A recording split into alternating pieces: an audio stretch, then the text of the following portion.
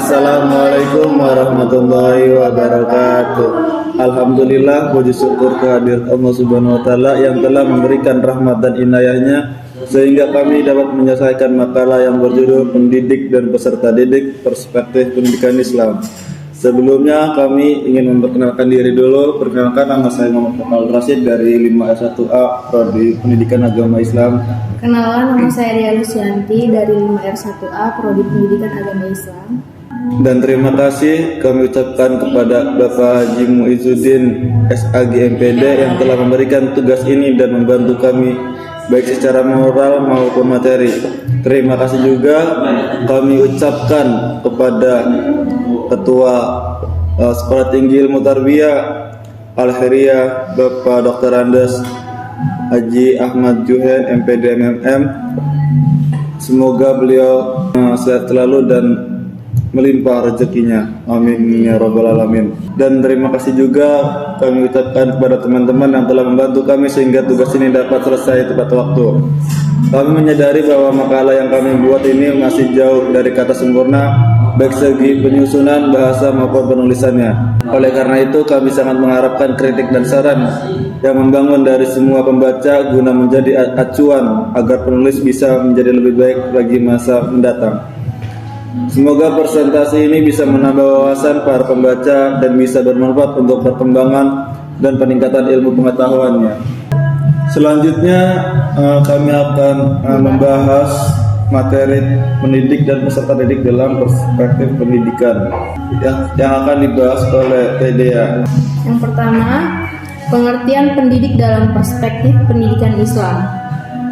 Pendidik dalam bahasa Arab biasa dipakai kata al-murabbi atau kadang-kadang juga dipakai al-mu'addib. Sedangkan untuk istilah guru atau pendidik dalam bahasa Arab bisa dipakai al-mu'allim dan al-ustadz. Secara sederhana dapat didefinisikan bahwa yang dimaksud pendidik ialah setiap orang yang dengan sengaja mempengaruhi orang lain atau peserta didik untuk mencapai tujuan pendidikan yang dicita-citakan. Dengan definisi ini, maka bisa dibedakan adanya dua macam pendidik, yaitu pendidik kodrati dan pendidik karena jabatan. Pendidik kodrati, orang tua yang secara kodrat telah diberi amanat oleh Allah Subhanahu wa taala untuk menjadi pendidik bagi anak-anaknya yang telah diberikan itu. Itulah sebabnya orang tua dianggap sebagai pendidik utama atau primer bagi anak-anaknya. Yang kedua, pendidik karena jabatan, yaitu seorang yang karena jabatannya mengembangkan tugas sebagai pendidik, baik sebagai guru, dosen, tutor, pamong, dan lainnya.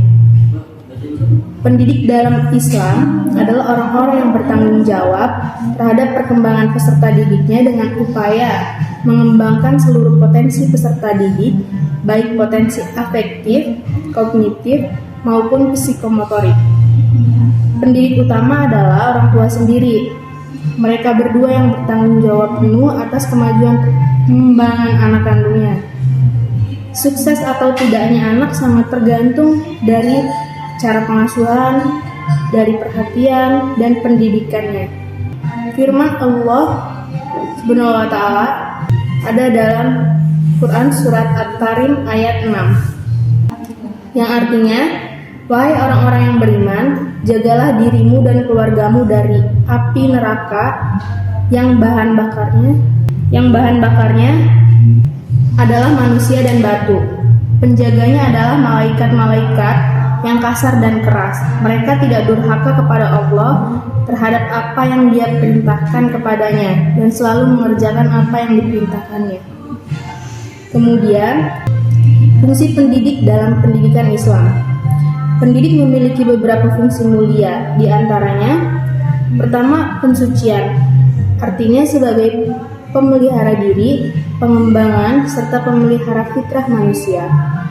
Yang kedua adalah fungsi pengajaran, artinya sebagai penyampai ilmu pengetahuan dan berbagai keyakinan kepada manusia agar mereka menerapkan seluruh pengetahuan dalam kehidupan sehari-hari. Maka dari itu, Peran pendidik sangat penting dalam proses pendidikan, karena dia yang bertanggung jawab dan menentukan arah pendidikan tersebut. Maka itulah sebabnya Islam sangat menghargai dan menghormati orang-orang yang berilmu, pengetahuan, dan bertugas sebagai pendidik yang mempunyai tugas yang sangat mulia. Yang ketiga, sifat guru dalam perspektif pendidikan Islam.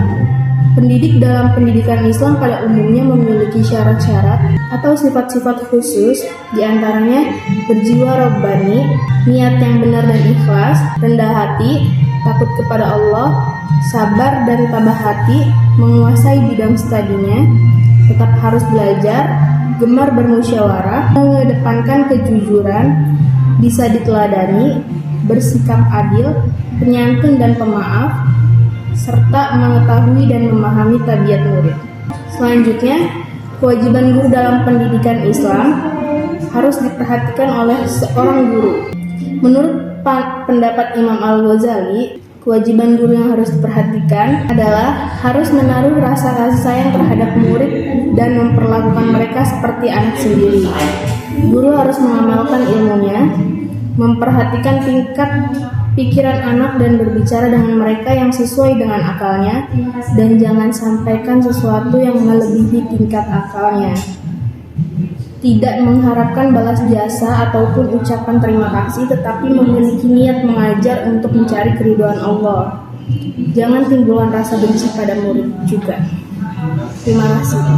Selanjutnya pembahasan akan dilanjut oleh Mang Wajib. Ya, pembahasan selanjutnya peserta didik.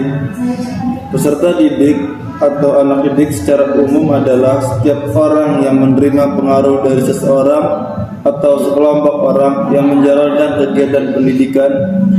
Sedangkan dalam arti sempit, anak mendidik adalah pribadi yang belum dewasa yang diserahkan kepada tanggung jawab pendidik. Dalam bahasa Indonesia, peserta didik juga dikenal dengan berbagai istilah antara lain siter didik, didik murid, siswa, pelajar, mahasiswa, warga belajar, dan lain sebagainya. Istilah-istilah itu tidak mengandung perbedaan prinsip, hanya berbeda dari segi usia, tingkatan, dan jenjang sudut pandangnya saja. Secara sederhana dapat didefinisikan bahwa yang dimaksud peserta didik ialah setiap orang atau sekelompok orang tanpa ada batasan usia tertentu yang menjadi sasaran pengaruh kegiatan pendidikan pendidik yang dilakukan oleh pendidik dalam rangka tercapainya tujuan pendidik. 1. Pengertian peserta didik dalam perspektif pendidikan Islam. Peserta didik adalah para murid, siswa, dan mahasiswa seluruhnya menjadi objek pendidikan. Dalam pendidikan Islam, peserta didik tidak hanya sebatas para anak didik, tetapi menyangkut semua manusia adalah peserta didik, bahwa pendidik pun dapat disebut juga sebagai peserta didik. Karena tidak ada manusia yang ilmunya melebihi ilmu Allah Subhanahu wa taala. Semua manusia harus terus belajar dan saling mengajar sehingga ilmu yang dikuasainya lebih dapat bermanfaat terhadap kemaslahatan umat. Dalam Quran surat At-Tahrim ayat 6, Allah Subhanahu wa taala berfirman yang artinya, "Wahai orang-orang yang beriman, jagalah dirimu dan keluargamu dari siksa api neraka." Di dalam ayat tersebut yang diperintahkan untuk mendidik adalah orang yang beriman yang telah dewasa atau mukallaf, bukan anak-anak yang belum dewasa atau belum mukallaf. Jadi tanggung jawab pendidik terletak pada orang yang telah dewasa, guru, ustazah, atau orang tua atau sang bapak. Dari keterangan tersebut dapatlah dipahami bahwa peserta didik dalam konsep pendidikan Islam dikenal adanya 1. Peserta didik belum dewasa yang diambil dari kandungan kata wa ahlikum berupa anak-anak yang belum dewasa. 2. Peserta didik sudah dewasa yang diambil dari kandungan kata anfusakum, dirimu sendiri, dan wa ahlikum, istri atau suami, anak-anak dan anggota keluarga yang lain walaupun sudah dewasa. 3. Bahwa proses pendidikan dalam Islam itu tidak dibatasi oleh kedewasaan tetapi berlangsung sepanjang hayat. 2. Peranan anak atau peserta didik. Peranan anak didik adalah mengarahkan segenap potensi yang dimilikinya untuk memilih jalan manakah yang akan ditempuh dan dikembangkan. Peserta didik di dalam perannya dibantu oleh pendidik agar potensi jujur dapat ditekan dan potensi takwa dapat dikembangkan. Dalam proses pendidik, kedudukan anak didik sangat penting. Proses pendidikan tersebut akan berlangsung di dalam situasi pendidikan yang di dalamnya. Anak didik sebagai manusia yang belum dewasa merasa bergantung kepada dirinya. Anak didik merasa bahwa ia memiliki kekurangan tertentu. Ia menyadari bahwa kemampuannya sangat terbatas dibandingkan dengan kemampuan pendidiknya. Kekurangan ini membawanya untuk mengadakan interaksi dengan pendidiknya dalam situasi pendidikan. Dalam situasi pendidikan itu terjadi interaksi kedewasaan dan belum kedewasaan. Sekarang 3 karakteristik peserta didik. Peserta didik menurut sifatnya dapat dididik karena mereka memiliki bakat dan potensi-potensi yang memungkinkan untuk diberi pendidikan. Di antaranya 1. Tubuh anak sebagai anak didik selalu berkembang sehingga semakin lama semakin dapat menjadi alat untuk menyatakan kepribadiannya. 2. Anak dilahirkan dalam keadaan tidak berdaya. Keadaan ini menyebabkan ia terikat pada pertolongan orang dewasa yang bertanggung jawab. 3. Anak membutuhkan pertolongan dan bantuan serta membutuhkan pendidikan. 4. Anak mempunyai daya eksplorasi. Kesimpulan dari makalah yang berjudul Pendidik dan Peserta Didik dalam Perspektif Pendidikan Islam adalah: guru atau pendidik dalam Islam adalah orang-orang yang bertanggung jawab terhadap perkembangan peserta didik dengan upaya mengembangkan seluruh potensi peserta didik, baik potensi afektif, kognitif maupun psikomotorik.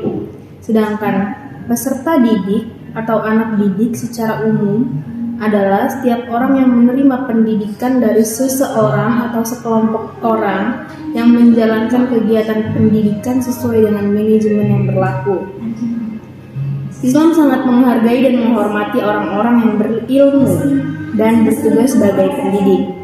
Dalam Islam, orang yang beriman dan berilmu pengetahuan seperti guru, ustaz atau ustazah sangat luhur kedudukannya di sisi Allah. Sifat-sifat yang harus dimiliki seorang pendidik dalam pendidikan Islam yaitu berjiwa rabbani, niat yang benar dan ikhlas, rendah hati, takut kepada Allah, sabar dan tabah hati, menguasai bidang studinya, tetap harus belajar, gemar bermusyawarah, mengedepankan ilmu, bisa diteladani, bersikap penyantun dan pemaaf, serta memahami tabiat murid. Ya, sekian presentasi dari kelompok kami. Sebelumnya mohon maaf bila ada kekurangan. Wabillahi taufiq wal hidayah. Wassalamualaikum warahmatullahi wabarakatuh.